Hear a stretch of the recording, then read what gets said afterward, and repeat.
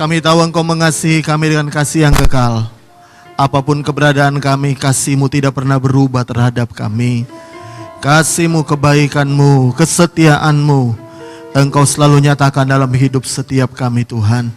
Karena itu biarlah pagi hari ini, lanjutkan kasih setia-Mu dalam hidup kami. Lanjutkan anugerah dan kebaikan-Mu atas hidup kami. Jangan biarkan kami keluar dari anugerah-Mu. Tapi biarlah Tuhan kasih-Mu menarik kami selalu dekat kepada Tuhan. Dan kami percaya itulah yang menyebabkan kami kami kuat dalam menghadapi kehidupan ini Tuhan. Apapun boleh terjadi, dunia boleh bergoncang, tapi kami tahu orang yang berpegang kepada kasih karunia Tuhan tidak akan pernah tergoncangkan. Sebab Engkau yang menopang kami, Engkau yang menolong kami, Engkau yang melindungi kami. Terima kasih Bapa, terima kasih Tuhan. Kami serahkan hidup kami dalam tangan-Mu. Dan kami percaya Tuhan siap memberkati kami dengan firman-Mu. Pengurapan-Mu, pengudusan-Mu ada atas hamba-Mu. Dan kami percaya semua kami telah siap diberkati firman Tuhan. Kami buka hati kami dalam nama Tuhan Yesus. Setiap kita yang siap diberkati firman Tuhan, mari sama-sama katakan amin. Puji Tuhan, silakan duduk kembali saudara. Baik, puji Tuhan, shalom. Mari kita buka Alkitab kita di dalam Matius, Injil Matius pasal yang ke-17. Kita baca ayat 14 mulai. Injil Matius pasal 17. Kita baca ayat 14 mulai. Ada satu kebenaran yang saya mau ajarkan kepada saudara, yang mungkin saudara pernah lakukan atau saudara pernah tahu, tapi saudara kurang mengerti kenapa sih ini harus kita lakukan. Lihat, Matius pasal yang ke-17 ayat 14 mulai. Firman Tuhan berkata begini. Ketika Yesus dan murid-muridnya kembali kepada orang banyak itu, datanglah seorang mendapatkan Yesus dan menyembah. Katanya, lihat ayat 15, Tuhan, kasihanilah anakku, ia sakit apa saudara? Sakit ayan. Ia sering jatuh ke dalam api dan juga sering ke dalam air. Jadi mungkin waktu kumat nggak sadar, pas ada api dia bisa jatuh. Saya pernah tahu orang sakit ayan, saudara. Kalau dia pas kumat di mana saja tiba-tiba, kalau ada api dia nggak sadar. Kalau ada air, pernah ada yang hampir jatuh ke sumur karena sakit ayan kalau kumat, ya. Dan ini ada seorang datang kepada Tuhan, dia bilang kasihani anakku, ia sakit ayan dan sangat menderita. Ya. Aku, perhatikan ayat 16. Ini ayat 16. Aku sudah membawanya kepada siapa? Kepada murid-muridmu. Sebelum saya lanjutkan, siapa yang sadar bahwa kita termasuk murid-murid Tuhan? Saudara yakin? Amin? Kita murid Tuhan? Beberapa orang berkata, Pak, saya bukan muridnya, saya cucu murid. Kok kayak perguruan silat aja? Saya percaya nggak ada yang cucu murid, katakan amin. Semua kita murid-murid Tuhan. Perhatikan, jadi dia sudah bawa yang sakit ini kepada murid-muridnya. Tetapi Alkitab berkata mereka murid-murid tidak dapat menyembuhkannya. Ayat 17. Maka kata Yesus, hai kamu angkatan yang tidak percaya dan sesat, berapa lama lagi aku harus tinggal di antara kamu? Berapa lama lagi aku harus sabar terhadap kamu? Bawalah, apa salah? Anak itu kemari. Dan dengan keras Yesus menegur dia. Lalu keluarlah setan itu daripadanya. Dan anak itu pun, Alkitab bilang apa? Sembuh seketika itu juga. Ayat 19 terakhir. Ayat 19 terakhir, baca. Kemudian murid-murid Yesus datang. Dan ketika dia sendirian dengan dia, jadi orang-orang itu udah pulang, murid-murid datang kepada Yesus, bicara secara pribadi dengan Yesus, ya. Lalu mereka bertanya, apa pertanyaan mereka? Baca sama-sama, 2, 3. Mengapa kami tidak dapat mengusir setan itu? Ulangi, mengapa kami tidak dapat mengusir setan itu? Nah, lihat ke depan. Menurut saya sebelum saudara jawab pertanyaan ini, maka saudara perlu ada sebuah pertanyaan yang harus dijawab lebih dulu. Pertanyaan ini berkata begini. Memang haruskah murid-murid bisa ngusir setan? Saya kasih umpama pertanyaan ini ya, saya contoh misalnya. Kalau ada ayam bertanya kepada mamanya, ada ayam bertanya kepada induknya, ya kan? Dia nanya gini, "Mah, kenapa aku nggak bisa terbang?" Beda dengan ketika Raja Wali tanya kepada induknya, "Mah, kenapa aku nggak bisa terbang?" Bedanya di mana? Bedanya gini, saudara. Yang satu itu menurut saya stupid question. Kenapa? Karena memang pada hakikatnya ayam nggak bisa terbang. Setuju dengan saya, katakan amin. Nah, kalau misalnya murid-murid bertanya begini, kenapa saya nggak bisa ngusir setan? Sekarang pertanyaan saya kembali berkata begini, apa memang harus bisa ngusir murid-murid setan? Paham saya? Apakah memang harus, ataukah apa memang seharusnya murid-murid itu seharusnya bisa ngusir setan, tapi mereka tidak dapat? Menurut saya murid-murid memang seharusnya bisa ngusir setan atau enggak? Kalau murid-murid memang tidak seharusnya, memang Pak, seharusnya murid-murid nggak bisa ngusir setan. Maka itu seperti pertanyaan anak ayam tadi kepada induknya, "Mah, kenapa kita nggak bisa terbang?" Ketika mamanya berkata, "Ya memang seharusnya kita ayam, nak, nggak bisa terbang dari sononya." Nah, kalau saudara berkata murid-murid ini pertanyaannya seperti seorang ayam, seekor ayam tanya kepada induknya, maka jawabannya simple. Ya memang dari sononya, nak. Kita nggak bisa ngusir setan, mau diapain lagi? Ya kan? Memang dari sononya. Kita memang kalah sakti sama setan. Yang sering, nak, kita diusir setan. Setuju, katakan amin.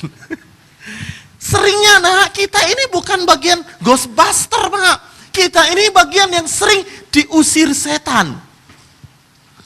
Nah, kalau saudara berkata bahwa memang seharusnya murid-murid memang nggak bisa, mau diapain lagi, nggak bisa, maka pertanyaan ini akan berakhir sampai di sini. Tapi kalau saudara yakin bahwa sebenarnya murid-murid bisa ngusir setan, maka pasti akan ada jawabannya. Kenapa di bagian ini mereka nggak bisa ngusir setan? Betul nggak? Nah, sekarang saya tanya kepada saudara, menurut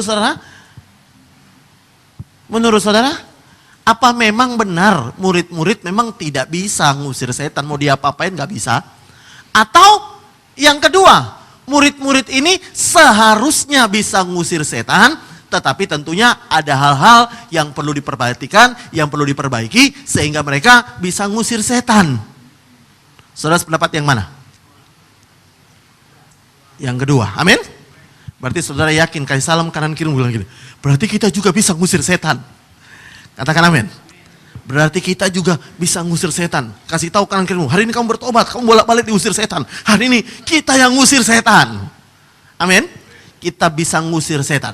Nah, pertanyaannya begini, kenapa mereka nggak bisa ngusir setan? Nah, lihat jawaban Yesus. Ayat 20. Yesus bilang begini, Ia berkata kepada mereka, kenapa dia tidak bisa ngusir setan?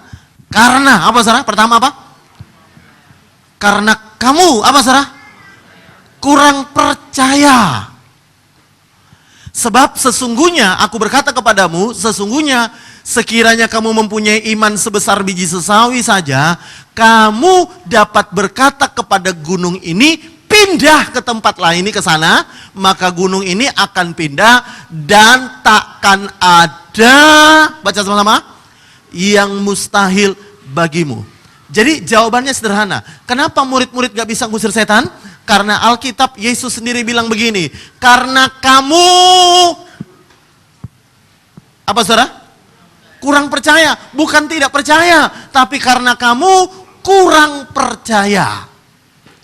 Kurang percaya apa? Bahwa kita bisa ngusir setan. Amin? Yang kedua, kenapa murid-murid nggak bisa ngusir setan? Ayat 21, jawabannya gini. Baca sama-sama.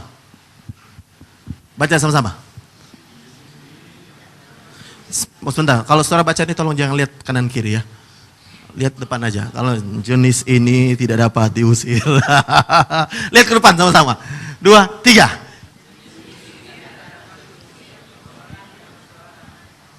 Kecuali dengan apa saudara? berdoa, dan puasa. Jadi dengarkan baik, setan itu ada levelnya. Ada level yang saudara berdoa aja dia bisa pergi.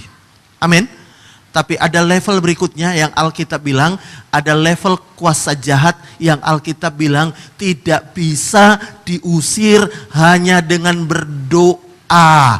Kecuali berdoa dan apa saudara? Berpuasa. Nah lihat ke depan, kenapa murid-murid gak bisa ngusir setan? Jawabannya dua. Yang pertama, karena mereka kurang percaya. Kurang percaya apa Pak? Mari lihat dalam Matius pasal 10 ayat pertama. Lihat Matius pasal 10 ayat pertama. Lihat, Alkitab bilang gini, Yesus memanggil ke-12 murid-muridnya. Amin. Dan memberi kuasa kepada mereka. Untuk apa? Untuk apa? Mengusir roh-roh jahat dan untuk melenyapkan segala penyakit dan segala kelemahan. Alkitab bilang sebelumnya, sebelum pasal 17, pasal 10, Alkitab bilang Yesus memberi kuasa kepada murid-muridnya. Diberi kuasa. Untuk apa? Untuk mengusir roh-roh jahat. Nah sekarang saya tanya kepada saudara, siapa yang hari ini percaya bahwa dalam dirinya sudah menerima kuasa? Amin. Kalau saudara begini saudara, dengarkan baik. Alkitab bilang Yesus sudah memberi. Betul nggak? Sudah diberi. Diberi.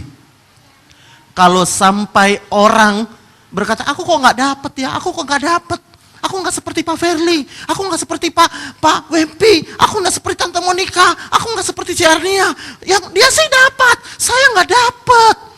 Kalau saudara bilang nggak dapat, saudara menghina siapa? Tuhan Yesus bilang apa tadi? Sudah diberi. Nah, untuk nyampe kepada kita, Alkitab bilang dibutuhkan satu yang namanya percaya. Siapa yang percaya kita mati pasti masuk surga? Katakan amin. Untuk nyampe ke sana dibutuhkan apa? Percaya. Yesus sudah mati bagi kita, amin. Tapi kenapa Yesus sudah mati bagi kita? Kenapa ada orang yang gak selamat? Karena masalahnya begini, meskipun Yesus sudah mati bagi kita, kita perlu yang namanya percaya supaya kuasa kematian dan kebangkitan Yesus itu bisa nyampe kepada kita. Bisa bilang amin? Sama dengan ketika Yesus bilang, aku sudah beri engkau kuasa. Nah bagaimana caranya kuasa itu bisa nyampe kepada kita? Jawabnya sederhana, saudara harus percaya bahwa dalam tanganmu ada kuasa. Angkat tanganmu tinggi-tinggi. Amin. Angkat tanganmu tinggi, sekarang lihat sendiri tanganmu. Bilang begini, ternyata aku sakti. Amin. Saudara percaya gak ini? Berarti selama ini aku dipucuki setan toh. Aku bolak-balik diusir. Hari ini aku punya kuasa untuk ngusir setan. Katakan amin. Butuh percaya. Bahkan kalau saudara baca, lihat saya ketunjuk lagi ayat. Markus pasal yang ke-16 ayat 17. Markus 16 ayat 17. Lihat Alkitab bilang gini. Tanda-tanda ini akan menyertai apa saudara? Orang-orang yang percaya. Tanda-tandanya. Ya. Berarti ini ciri-cirinya. Ya kan? Kalau saudara beli sesuatu ada tanda-tandanya, barang asli atau palsu ada tanda-tandanya. Ya kan? Ada ciri-cirinya. Ini tandanya orang percaya. Sekarang saya tanya kepada saudara, apakah saudara orang percaya? Aminnya kok sepi? Saudara orang percaya? Amin. Nah, meskipun saudara amin, lihat tanda-tandanya dulu. Lihat kalau saudara beli di toko, ini barang asli Pak. Jangan cepat percaya bahwa barang itu asli. Katakan amin. Mesti diperiksa dulu. Amin. Kartu garansinya ada nggak? Oh nggak ada kartu garansi. Garansi toko. Oh, udah pasti palsu. Amin. Nah lihat dulu, lihat ciri-cirinya. Nah sekarang saya tanya, saudara orang percaya?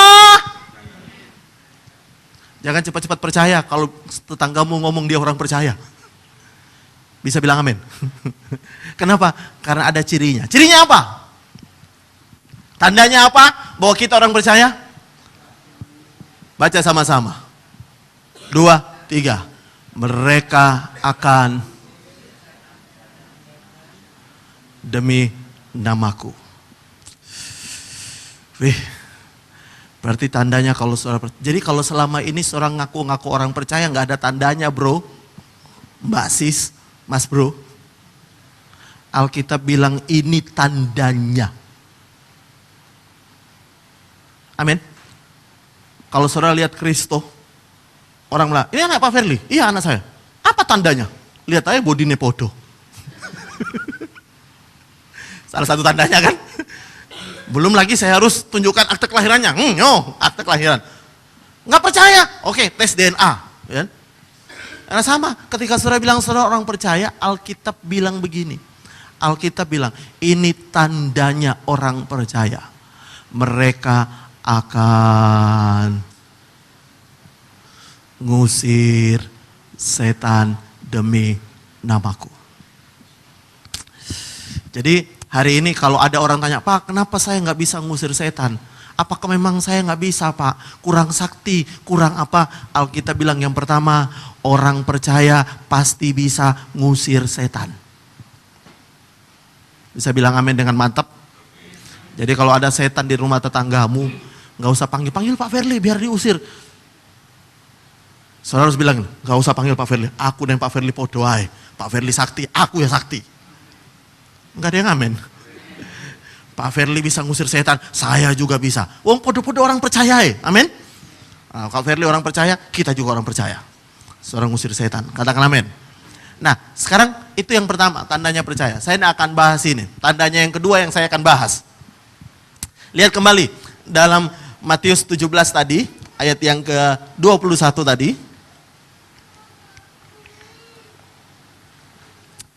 Nah yang kedua, kenapa murid-murid gak bisa ngusir setan? Karena Alkitab bilang gini, jenis ini, perhatikan ini, tidak dapat diusir kecuali dengan apa saudara? Berdoa dan berpuasa. Nah saya percaya kalau soal berdoa, semua kita berdoa, katakan amin. Cuma masalah berpuasa, belum tentu semua kita puasa. Katakan amin lebih kenceng. Saya ulangi, kalau soal doa saya yakin semua kita berdoa. Katakan amin dan pelan saja. Tapi kalau soal puasa, saya yakin tidak banyak yang lakukan. Aminnya kenceng. Bisa bilang amin lebih kenceng lagi. Puji Tuhan. Alkitab bilang harus dengan doa dan puasa. Nah, kalau saudara baca Alkitab, lalu apa hubungannya antara doa puasa dengan ngusir setan? Nah, sebelum saya bahas lebih lanjut, saya mau beritahu kepada saudara. Siapa yang percaya bahwa Tuhan Yesus itu sangat baik, amat baik, sangat baik. Amin. Dia Tuhan yang baik. Nah, kalau dia Tuhan yang baik, Tuhan pernah bilang begini, Tuhan tidak pernah beli batu kepada anak yang minta roti. Ya kan? Kalau saudara hari ini minta roti, Tuhan tidak akan pernah kasih, nih batu, doakan supaya dia bisa jadi roti. Enggak. Dia akan kasih langsung roti. Dia nggak perlu suruh kita kasih batu, lalu Tuhan bilang, ini batu, kamu doakan jadi roti. Enggak. Kalau Alkitab bilang, kalau ada anak minta telur, tidak pernah dikasih ular. Lalu ularnya Tuhan bilang, nih kasih ular, tunggu dia sampai bertelur. Nah, telur ular itu yang kamu makan. Nggak pernah. Katakan amin. Bisa bilang amin? Nah, Alkitab bilang, jadi kalau saudara yakin pertama bahwa Tuhan itu baik, sekarang saya mau tanya kepada saudara, ada hal yang terjadi dalam hidup kita, dengarkan baik, ada kuasa lain yang namanya kuasa jahat yang sangat pengen hancurin hidupmu, katakan amin. Nah siapa yang yakin Tuhan Yesus pengen kita sehat? Gak ada yang yakin. Lah kalau dia pengen kita sakit-sakitan, ngapain dia bilang gini, tumpangi tangan atas orang sakit supaya dia sembuh. Lalu Tuhan akan reko-reko, ibaratnya, saya yang kasih kamu penyakit, saya juga yang sembuhin. Enggak, dia bukan Tuhan yang model gitu. Siapa yang yakin bahwa Tuhan pengen pekerjaanmu diberkati? Saudara yakin gak itu bahwa Tuhan pengen pekerjaan diberkati? Siapa yang yakin kalau Tuhan pengen tokomu diberkati? Siapa yang yakin bahwa Tuhan pengen pulihkan rumah tanggamu? Nah, masalahnya setiap hari ada kuasa lain yang pengen hancurin rumah tanggamu. Ada kuasa lain yang pengen hari ini mencuri berkatmu. Ada kuasa lain yang hari ini bisa membuat engkau melarat jatuh miskin. Karena dia senang lihat kita melarat, dia senang lihat kita jatuh miskin, dia senang kita hidup dalam persoalan, dia senang kita menderita, dia senang kita hancur, dia senang rumah tangga kita hancur, dia senang rumah tangga kita berantakan. Itu namanya kuasa jahat, katakan amin. Jadi tidak pernah ada orang yang memang Tuhan izinkan, lalu Tuhan berkata, ya memang saya pengen kamu buyar rumah tanggamu. Gak ada. Bisa bilang amin? Gak ada. Cuma ada kuasa jahat yang selalu pengen hancurin hidup kita. Karena itu dengarkan baik, Alkitab bilang begini, ada saat-saat tertentu di mana engkau harus mengambil sikap yang Alkitab bilang, kuasa jahat, roh jahat bukan hanya dalam bentuk setan, kuntilanak, sendal bolong. Bukan. Saudara hanya pikir setan model gitu, bukan. Setan tuyul, setan apa, bukan. Tapi saudara harus sadar hari ini. Saudara harus sadar hari ini bahwa sebenarnya ada kuasa jahat yang lain yang tidak kelihatan menampakkan diri. Tapi mereka pengen hancurin rumah tanggamu, mereka pengen hancurin berkatmu, mereka pengen curi berkatmu, mereka pengen hancurin ekonomimu. Supaya engkau melarat. Saya nggak yakin kalau Tuhan datang lalu mati untuk kita masuk surga dan dia biarkan kita melarat. Saya bilang amin. Saya yakin dia pengen kita diberkati supaya kita bisa jadi berkat. Tapi ada hal yang saudara perlu tahu. Alkitab bilang, orang Kristen sebenarnya bukan hanya perlu berdoa, tapi orang Kristen juga perlu yang namanya berpuasa. Nah sekarang saya tanya kepada saudara, lalu puasa itu apa sih sebenarnya Pak? Ada banyak orang berkata gini, puasa itu menahan lapar Pak. Lah saudara diet juga menahan lapar gak? Betul gak? Apakah ketika saudara diet, saudara bisa bilang saya lagi puasa Pak? Enggak bisa. Apa itu puasa? Nah saya mau tunjukkan kepada saudara, kalau saudara baca Alkitab ada banyak ayat yang mau saya tunjukkan, tapi mungkin saya pilih-pilih saja, supaya saudara bisa lihat ayatnya. Baca dulu baik-baik. Mulai dari ini aja. Kita buat dari ini aja.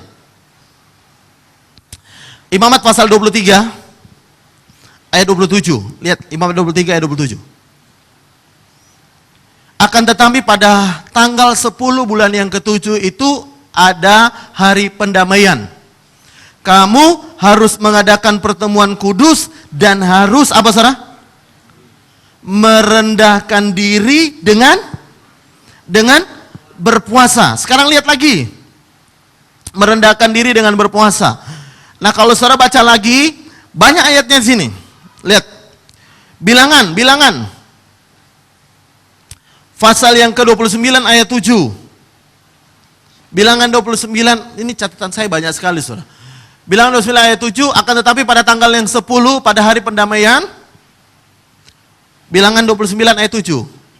Pada hari ke-10 bulan yang ke-7 haruslah kamu mengadakan pertemuan yang kudus dan apa salah? Merendahkan diri dengan berpuasa. Ada banyak, tapi saya mau ambil ada beberapa yang paling penting saja. Coba mari baca Esra 8 ayat 21. Esra 8 ayat 21. Nah, ini yang penting saya mau bacakan bagi saudara. Esra 28 ayat 21 sampai 23. Kemudian di sana di tepi sungai Ahawa, aku memaklumkan apa saudara? Puasa, supaya kami merendahkan diri di hadapan Allah kami dan memohon kepadanya apa saudara? Jalan yang aman bagi kami. Hari ini banyak jalan gak aman, banyak pembegal di jalan. Amin. Alkitab bilang mereka berpuasa supaya ada jalan aman bagi kami. Bagi siapa lagi? Bagi anak-anak kami dan apa lagi? Dan segala harta benda kami. Ayat 22. Karena aku malu meminta tentara dan orang-orang berkuda kepada raja untuk mengawal kami terhadap musuh di jalan, sebab kami telah berkata kepada raja demikian. Udah terlanjur ngomong kepada raja apa, saudara? Tangan Allah kami melindungi semua orang yang mencari Dia demi keselamatan mereka, tetapi kuasa murkanya menimpa semua orang yang meninggalkan Dia. Ayat 23, baca baik-baik. Ayat 23. Lihat ayat 23. Ayat 23 Tuhan berkata begini. Ayat 23. Ayat 23. Jadi, baca sama-sama. 2, 3. Berpuasalah kami dan memohon hal itu kepada Allah, dan Allah, baca sama-sama, mengabulkan permohonan kami. Nah, lihat baik-baik ya. Apa yang mereka mohon kepada Tuhan tadi di ayat 21? Pertama, jalan. Ayat 21, jalan yang aman. Nomor 2, berdoa juga bagi siapa, saudara? Anak-anak kami. Yang ketiga yang mereka mohon apa? Segala harta benda kami dilindungi. Mereka berdoa dengan berpuasa untuk mohon 3 hal ini. Lalu Tuhan menjawab, "Nak, kamu sangat tidak rohani. Masa gara-gara harta lindungi kamu mau berpuasa?" Apa begitu jawaban Tuhan? Saudara tadi dengar apa jawaban Tuhan? Ayat 23 Tuhan bilang apa? Ayat 23 Tuhan bilang apa? Allah mengabulkan permohonan mereka. Karena itu saya beritahu kepada saudara, dengarkan baik. Perlu sometimes ada breakthrough dalam kehidupanmu. Alkitab bilang perlu melalui doa dan puasa. Sekarang lihat lagi. Saya mau tunjukkan lagi. Dalam Mazmur pasal yang ke-35. Mazmur pasal 35 ayat 11.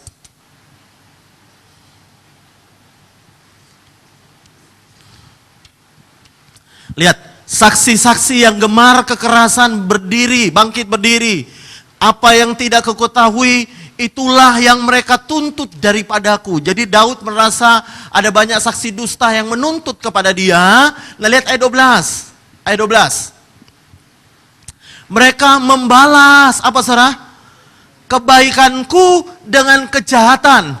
Perasaan bulus mencekam aku. Nah, sekarang saya tanya kepada saudara, kalau ada banyak saksi bikin saksi dusta terhadapmu, apa yang kau lakukan? Kalau engkau berbuat baik kepada orang, lalu orang balas yang jahat kepadamu, apa yang harus engkau lakukan? Nah, lihat Daud, apa yang Daud lakukan? Lihat ayat 13. Tetapi ketika mereka sakit, aku memakai pakaian kabung. Jadi ketika mereka susah, Alkitab bilang Daud itu ikut bersedih memakai kain kabung. Dan apa saudara?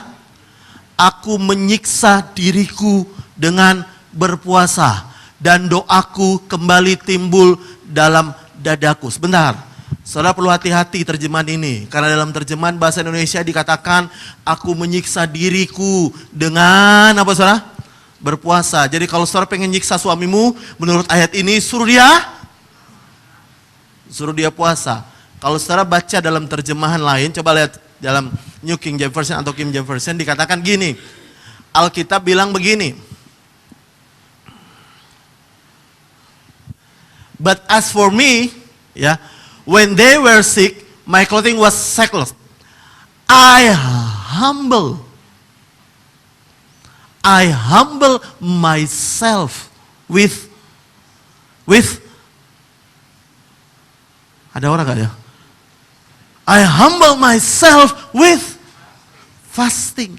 Jadi bukan aku siksa diriku, tapi I humble myself. aku rendahkan diriku dengan berpuasa. Nah, dengarkan baik. Daud ketika mengalami masa-masa sulit, Alkitab bilang dia merendahkan dirinya dan dia berpuasa.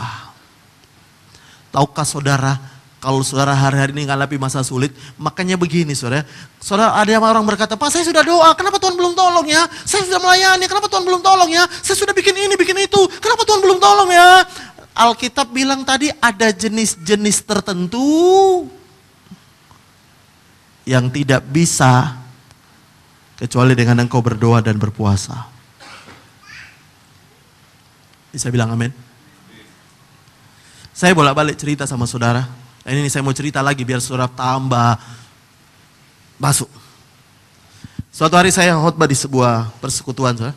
Tiba-tiba ada seorang bapak, sebuah gereja, bukan persekutuan. Ada orang bapak, encek-encek gitu. Berdiri dan beri kesaksian.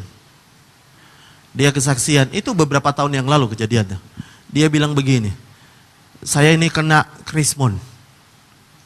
Dan karena saya kena krismon, saya punya utang 50 miliar, gak bisa bayar. Berapa miliar? Saya tanya, utangmu berapa? Kayak salam kan kiri, utangku gak ono Pak, puji Tuhan. 50 miliar. Dia bingung, dia nggak tahu. Sudah tahu apa yang dia lakukan? Dia berhenti mikir, dia berhenti bekerja. Dia naik, berdoa, berpuasa cari Tuhan. Begitu pulang dari doa puasa, Alkitab bilang, bukan Alkitab bilang, ini ceritanya dia. Dia ketemu dengan seseorang, teman lamanya dari Cungko, ketemu, dipertemukan Tuhan. Dan kemudian temannya dari Cungko ini kasih kerjaan dia. Dan pelan-pelan dari pekerjaan yang diberikan oleh temannya itu, dia bisa lunasi utangnya 50 miliar. Kadang-kadang kita ini tuh, kita berpikir, buat apa puasa? Buat apa puasa? Puasa kan hanya untuk orang-orang itu. Alkitab bilang, Yesus memang waktu Yesus masih hidup, Yesus pernah dikecam oleh murid-muridnya. Kenapa murid-muridmu tidak puasa? Mereka makan to'ae. Ya kan? Yesus bilang, tidak patut berpuasa kalau mempelai pria masih ada. Tapi mereka akan puasa kalau mempelainya prianya diangkat. Dan itulah sebabnya saya beritahu kepada saudara, orang Kristen itu bukan puasa karena ikut-ikut agama lain. Bukan.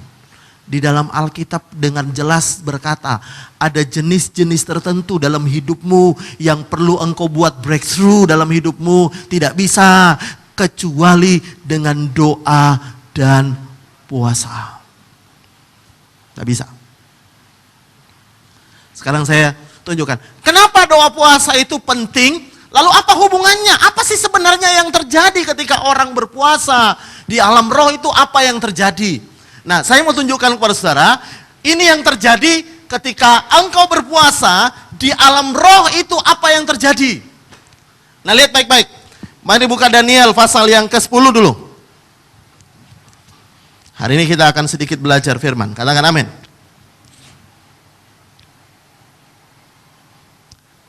Daniel pasal yang ke-10.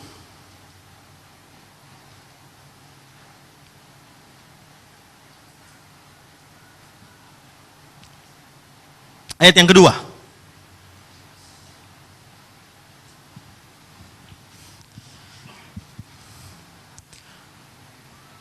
Pada waktu itu aku Daniel berkabung berapa lama saudara? 3 minggu penuh. Ayat 3. Makanan yang sedap, berkabung itu artinya merendahkan diri saudara. Kalau bahasa orang Israel itu berkabung humble, merendahkan diri. Ya. Makanan yang sedap, apa saudara? Tidak kumakan. Daging dan anggur tidak masuk ke dalam mulutku, dan aku tidak berurap sampai berlalu 3 minggu. Jadi Daniel ini ada puasa yang disebut dengan puasa Daniel, salah satunya ini. Nanti saya akan jelaskan nanti berikutnya ini, bagian berikutnya saya akan jelaskan ada beberapa jenis puasa dalam Alkitab. Tapi lihat dulu nih, puasa Daniel. Daniel memutuskan puasa 3 minggu. Puasanya aneh Daniel. Puasanya apa saudara? Tidak makan daging, makanan sedap, apa saudara? Tidak dia makan. Makanan sedap itu apa? Sate babi dia nggak makan. RW apalagi Pak. Semua yang sedap-sedap dia nggak makan. Ya kan? Nah sekarang kita langsung lompat. Apa yang terjadi? Nah malaikat menampakkan diri kepada Daniel, lihat ayat 11. Malaikat menampakkan diri kepada Daniel, lihat ayat 11. Katanya kepada aku, ini kata malaikat itu kepada Daniel. Daniel, engkau orang yang dikasihi. Camkanlah firman yang kukatakan kepadamu. Dan berdirilah pada kakimu, sebab sekarang aku diutus kepadamu. Nah Gabriel, saudara tahu ada 3 malaikat besar dalam Alkitab. Yang pertama Lucifer, yang kemudian memberontak, kemudian dia menjadi setan. 3 penggawa malaikat. Yang kedua, ada yang namanya Gabriel. Gabriel itu humasnya Tuhan. Dia selalu jadi messenger, pengirim pesan Tuhan. Dan yang ketiga, ada yang namanya Michael atau Mikhael. Dia adalah malaikat perang Tuhan. Malaikat perang Tuhan. Nah, yang ketemu dengan Daniel ini adalah malaikat messenger, pembawa pesan. Ya. Pak, kenapa Tuhan enggak BBM aja? Kok repot-repot kirim malaikat? Ya kan? Dia bilang begini, aku datang kepadamu bawa berita ketika dikatakan kepadaku berdirilah jangan bentar. Lihat ayat 12. Ayat 12. Lalu kata malaikat itu kepada Daniel, perhatikan ayat 12. Janganlah takut Daniel, sebab telah kudengar perkataanmu. Sejak kapan didengar doanya Daniel? Sejak hari pertama engkau berniat untuk mendapat pengertian, untuk merendahkan dirimu di hadapan Allahmu, dan aku datang oleh karena perkataanmu. Jadi sejak hari pertama Daniel berdoa puasa, berapa lama dia doa puasa? Merendahkan diri? 3 minggu. Sejak pertama dia berdoa, Alkitab bilang, Tuhan sudah dengar apa yang dia katakan. Tuhan sudah dengar apa yang dia doakan. Tetapi kemudian ayat 13, lihat ayat 13. Ayat 13. Pemimpin kerajaan orang Persia berdiri 21 hari lamanya menentang aku. Dengarkan baik, siapa ini pemimpin kerajaan orang Persia? Ini bukan manusia. Kalau saudara lihat pemimpin kerajaan, kalau saudara baca Alkitab, Alkitab bilang setiap penghulu-penghulu di udara, kuasa-kuasa jahat, ada roh teritorial. Roh teritorial. Jadi kalau saudara tinggal di Sidoarjo, ada yang namanya setan teritorial di situ, penghulunya. Nah, karena Daniel tinggal di Persia, Alkitab bilang ada roh teritorial penguasa kerajaan Persia. Itu bukan manusia, karena manusia tidak akan pernah bisa menang lawan malaikat. Bukan. Doanya ditahan berapa, saudara? Berapa lama doanya ditahan? 21 hari, 3 minggu doanya ditahan. Loh, kalau 21 minggu doanya ditahan, kok kenapa bisa terjadi kemudian malaikat Gabriel ini, messenger ini bisa sampai kepada Daniel? Alkitab bilang, tetapi kemudian, siapa saudara? Siapa saudara? Tetapi kemudian apa saudara? Mikhael itu malaikat. Salah seorang dari pemimpin-pemimpin terkemuka. Lihat, tidak pernah disebut malaikat, tapi dikatakan pemimpin-pemimpin terkemuka. Dia adalah malaikat, datang menolong Gabriel. Dan aku meninggalkan dia di sana berhadapan dengan raja-raja orang Persia. Raja-raja orang Persia ini yang disebut dengan roh teritorial. Kalau saudara baca di Alkitab Perjanjian Baru dikatakan begini, penguasa-penguasa di udara, penghulu-penghulu di udara, peperangan kita bukan melawan darah dan daging, tapi melawan penguasa-penguasa, penghulu-penghulu. Itu namanya roh teritorial. Makanya Alkitab bilang raja-raja orang Persia. Jadi Michael ditinggal perang dengan Media Persia. Roh teritorial dari raja-raja Media Persia. Berapa lama mereka perang? 21 hari. Sesuai dengan doa puasanya Daniel. Jadi kalau saudara mau tahu apa yang terjadi ketika saudara berdoa puasa, ini dengarkan baik. Kalau saudara berdoa, saya percaya sejak hari pertama kita berdoa, Tuhan dengar doa kita. Tapi saudara tahu ada roh teritorial yang setiap kali bisa Tuhan kirim berkat atas hidupmu. Mereka mencoba rampas berkat yang Tuhan mau beri dalam hidupmu. Makanya kenapa banyak orang Kristen, Pak, saya kurang sungguh-sungguh apa lagi sama Tuhan. Kenapa hidup saya begini? Pak, saya kurang sungguh-sungguh apa sama Tuhan. Kenapa Tuhan belum jawab doaku? Pak, saya kurang sungguh-sungguh apa, Pak? Ibadah apapun saya datang, saya doa, saya pelayani. Kenapa Tuhan belum jawab doaku? Karena saudara perlu tahu ada peperangan dalam dunia roh. Dan itu bisa dimenangkan, Alkitab bilang, kecuali jenis ini. Dengan doa dan puasa. Karena itu saya beritahu saudara, kalau saudara hari ini, dengarkan ya, kalau saudara hari ini bosan dengan hidupmu dan saudara pengen breakthrough dalam hidupmu, engkau pengen sesuatu yang luar biasa Tuhan kirimkan dalam hidupmu, kenapa tidak saudara hari ini mengambil keputusan berdoa dan berpuasa? Ibu-ibu yang pengen langsing aja menyiksa dirinya kan? Katakan amin. Bapak-bapak juga bagian. Menyiksa dirinya. Gak makan malam. Gak makan nasi. Gak makan mie. Cuma minum jus.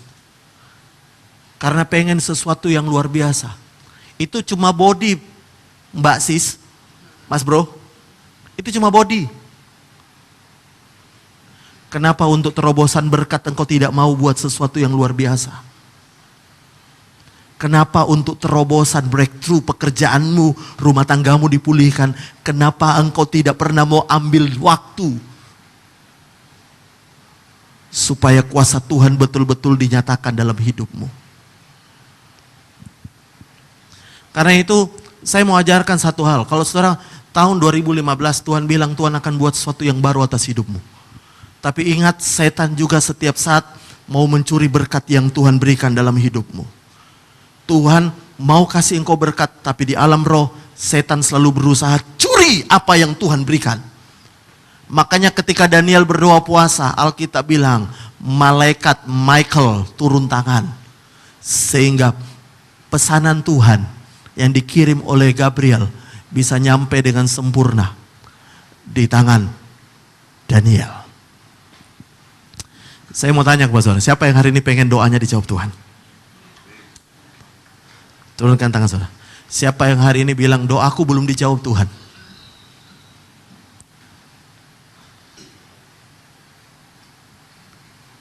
Pak, apa Tuhan tidak dengar doaku? Dari hari pertama Tuhan sudah dengar doamu, bahkan belum diucap pun Tuhan sudah dengar. Katakan amin.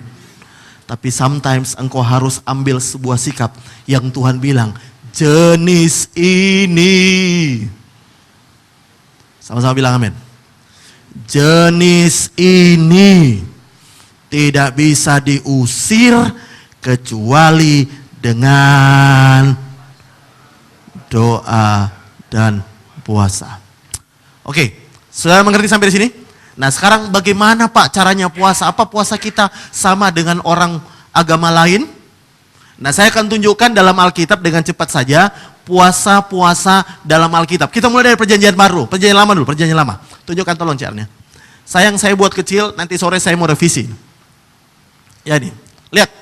Puasa-puasa dalam perjanjian lama dulu. Bisa lihat di belakang? Terlalu kecil ya. Nanti mungkin saya akan revisi. Saya bikin yang lebih besar lagi. Lihat, kekecilan Pak. Lihat, puasa yang pertama dalam Alkitab itu doa puasa Musa. Puasa Musa itu 40 hari, 40 malam, tidak makan dan tidak minum. Itu puasa supranatural. Karena Alkitab bilang dia bertemu muka dengan Tuhan. Manusia kalau tidak makan, tidak minum 40 hari, game over. Tapi kalau saudara mau coba, kayaknya saya mau jadi seperti Musa Pak. Dia naik gunung, Pak di sini nggak ada gunung. Saya mau nasi di towernya Cito Pak. 40 hari gak turun-turun. Saya khawatir nanti orang ketemukan mayat malah. Kalau tidak dibawa supranatural. Amin. 40 hari, 40 malam tidak minum. Puasa Daud. Daud pernah puasa 7 malam, 7 hari, tidak makan. Dan setiap malam dia berbaring di lantai. Besok paginya dia keroan. Nggak ada ayatnya soal keroan. Tapi kalau saudara mau coba puasa Daud, boleh. Amin. Lalu Alkitab bilang puasa Elia. Elia itu dia pernah sahur, makan sahur sekali yang dikasih roti oleh Tuhan. Kalau saudara baca dalam ini, saya pakai bahasa makan sahur aja, makan sekali. Sebelum itu dia puasa 40 hari tidak makan, bahkan suruh berjalan kaki ke gunung Tuhan, Gunung Horeb. Jadi kalau saudara mau coba, kayak saya mau coba puasa Elia. Jadi puasa 40 hari sambil jalan, Mojokerto, Surabaya, PP. Monggo. Nah, ada puasa Daniel. Puasa Esther. Puasa Esther 3 hari 3 malam tidak makan, tidak minum. Makanya kalau saudara lihat ada orang puasa Esther, saya pernah puasa Esther. 3 hari 3 malam tidak makan, tidak minum. Gimana rasanya Pak? Saudara cobalah sekali-sekali. Yang saya tahu lemes. Yang ketiga, yang kelima, puasa Ayub. Ayub pernah puasa, ya. Ayub Alkitab bilang dia puasa bicara. Jadi kalau saudara lihat, mah kayaknya kamu perlu puasa bicara deh. Ambil puasa Ayub. Ayub pasal 2. Itu puasa nggak ngomong. Ada beberapa orang yang butuh puasa nggak ngomong. Hari ini Pak, mulai besok saya puasa Ayub. Puasa tidak ngomong selama 7 hari. Saya yakin setelah itu saudara jadi malas ngomong. Nah, puasa Daniel. Puasa Daniel ada yang 10 hari dia cuma makan sayur dan minum air. Ya, ada Alkitab pernah berkata Yuli pernah doa berpuasa dalam Daniel pasal 9 ayat 3. Alkitab tadi berkata doa berikutnya itu Daniel pasal 10 tadi yang kita baca. Puasa Daniel itu 21 hari dia tidak makan makanan sedap. Jadi semua yang sedap-sedap dia nggak makan. Beberapa orang ngambil puasa Daniel dia cuma makan sayur. Tapi podo wae sayur dia oseng-oseng, dikasih babi, dikasih apa. Sama saja. Saya cuma makan sayur Pak, tapi sayurnya dicampur babi. Ya sama saja. Sayur, biasanya sayur yang direbus. Lalapan, ya. Terserah daun-daun apapun saudara pakai daun pintu juga boleh untuk lalapan. Untuk daun-daunan, boleh. Itu puasa Daniel, ada yang 10 hari, ada yang 21 hari, dia cuma makan sayur dan minum air putih. Ya ini mungkin beberapa orang mau coba. Sekalian menurunkan kadar kolesterol. Yang ketujuh, puasa Yunus. Yunus pernah puasa Pak? Ya pernah, di perut ikan. Itu puasa terpaksa namanya. Tapi yang jelas Alkitab bilang dia pernah tidak makan, tidak minum di perut ikan. Saudara pernah ke pasar ikan? Pasar ikan aja baunya kayak gitu, apalagi di perutnya ikan. Alkitab bilang Yunus tinggal di perut ikan 3 hari. Dia puasa terpaksa.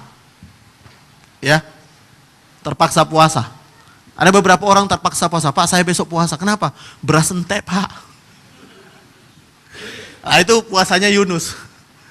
Ada puasa Nineve. Nineve puasa 40 hari. Yaitu ketika Tuhan bilang sama Nineve puasa bertobat. Alkitab bilang kalau engkau tidak bertobat, aku akan tunggang balikkan Nineve. Alkitab bilang orang Nineve puasa semuanya. Termasuk binatangnya disuruh puasa. Baca Alkitab dalam kitab Yunus. Jadi ini jenis-jenis puasa. Saya terserah saudara mau puasa model apa. Sekarang lihat. Dalam perjanjian baru ada puasa enggak Pak? Ada. Nah tolong tunjukkan CR-nya. Dalam perjanjian baru. Puasa dalam perjanjian baru. Puasa pada perjanjian baru, Tuhan Yesus pernah puasa. Matius 4 ayat 2, puasanya Yesus itu puasa 40 hari 40 malam, tapi dia puasa hanya puasa makan. Dia tidak puasa minum. Makanya kalau saudara baca pencobaan Yesus, pencobaan hanya berkaitan dengan makan. Alkitab juga bilang, maka laparlah Yesus. Tidak pernah dikatakan, maka hauslah Yesus. Karena Yesus selama 40 hari 40 malam itu dia puasa tanpa makan, tapi tetap minum. Minum apa Tuhan Yesus? Jus buah Pak? Enggak, dia nggak minum jus. Kalau dia minum jus dia nggak puasa, dia diet. Ya, jadi saudara kalau niat diet lalu jangan ngaku-ngaku puasa. Karena puasa dengan diet itu beda, katakan amin. Lalu puasa Yohanes.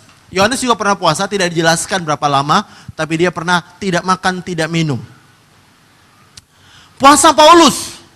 Paulus ketika dia lihat ini, penampakan diri Yesus, Alkitab bilang dia tidak makan, tidak minum selama 3 hari 3 malam. Dia tidak makan, tidak minum. Itu seperti Esther.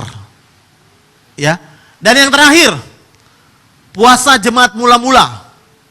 Jadi ketika Paulus dan Barnabas mau diutus dalam penginjilan, jemaat puasa mendoakan Paulus dan Silas.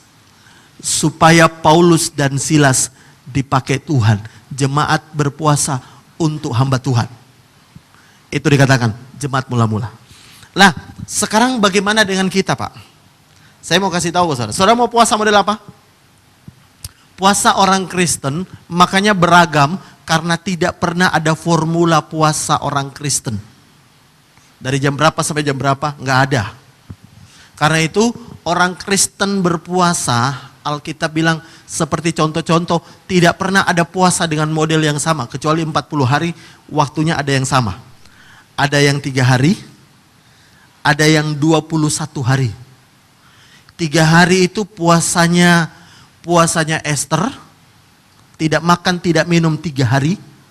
Dan kalau saudara baca Alkitab itu terobosan luar biasa. Karena waktu itu orang Yahudi akan dibunuh habis. Tapi Esther bersama dengan orang Israel puasa 3 hari 3 malam. Perubahan terjadi. Orang Yahudi yang harusnya dibunuh, bantai. Tapi hari itu orang Yahudi malah diangkat. Mordekai dapat anugerah penghargaan. Pembalikan keadaan. 3 hari. 3 malam.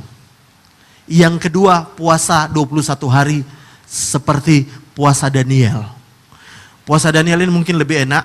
Puasa makan sayur-sayuran dan air minum. Ada puasa yang berikutnya 40 hari. Kalau saudara mau pakai puasa model Musa, tidak makan tidak minum, tapi itu menurut saya itu sudah supranatural. Kalau bukan Tuhan nggak mungkin. Tapi puasa Tuhan Yesus, Alkitab bilang dia puasa tidak makan, tapi hanya minum. Saya pernah bahas ini dalam sebuah pengajaran, saudara. Lalu ada yang nanya, Pak, kalau boleh minum, kuah bakso boleh nggak? Kuah bakso boleh nggak Pak? Kan boleh minum kan? Kuah bakso boleh nggak? Kalau boleh minum, es jeruk boleh nggak? Teh tawar, teh manis boleh nggak? Kalau saudara mau ikut Alkitab, Alkitab bilang mereka cuma minum air putih. Pak, minum boleh nggak? Kalau sirup campur susu. Kenapa nggak soda gembira sekalian? Terserah. Tapi hari ini yang saya mau ajarkan kepada saudara sebenarnya ini. Buat breakthrough dalam hidupmu. Amin. Kalau saudara bosan, kayak gini-gini kok kenapa? Tuhan, saya pengen berkat yang luar biasa. Saya pengen pembalikan keadaan. Alkitab bilang semua orang yang membalikkan keadaan.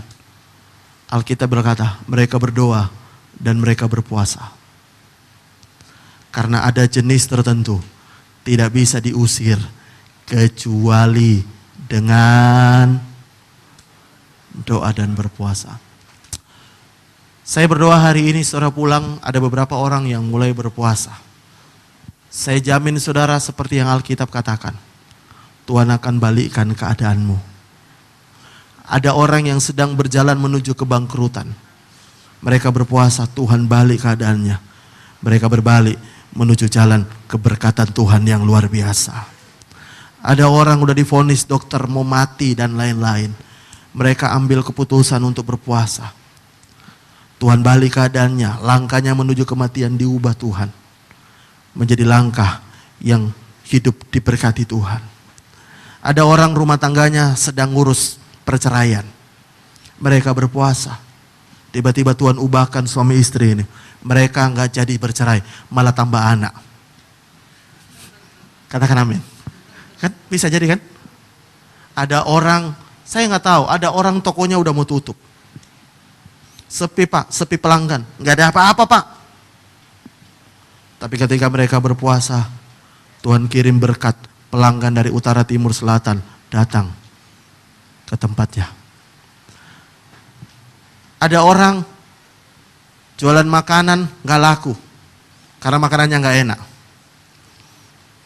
Saudara percaya nggak bahwa Tuhan bisa ubah segala sesuatunya? Bisa bilang amin? Tuhan bisa ubah segala sesuatunya. Hari ini saya pengen ajak saudara berdoa. Kalau saudara mau ngambil komitmen besok, berpuasalah. Engkau akan lihat terobosan yang Tuhan mau berikan dalam hidupmu. Pak, saya nggak kuat puasa pak. Saudara terserah, tidak ada ayat yang berkata puasa harus dari jam 6 sampai jam 6 sore, jam berapa. Saudara berkata, pak saya puasanya cuma bisa setengah hari pak. Dari jam 6 pagi sampai jam 10, itu bukan setengah hari, seperempat hari. Jam 6 pagi sampai jam 10 pagi itu bukan setengah hari pak, seperempat hari. Terserah. Tapi hari ini saudara mulai belajar puasa.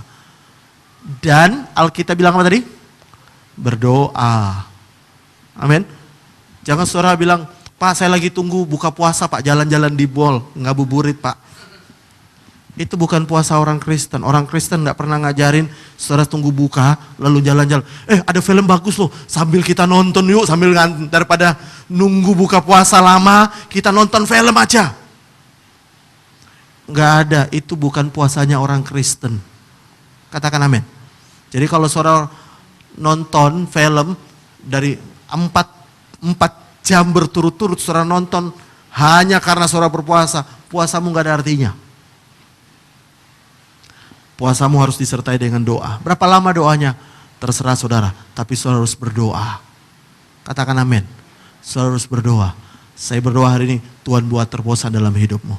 Tutup Alkitabmu. Mari kita berdoa.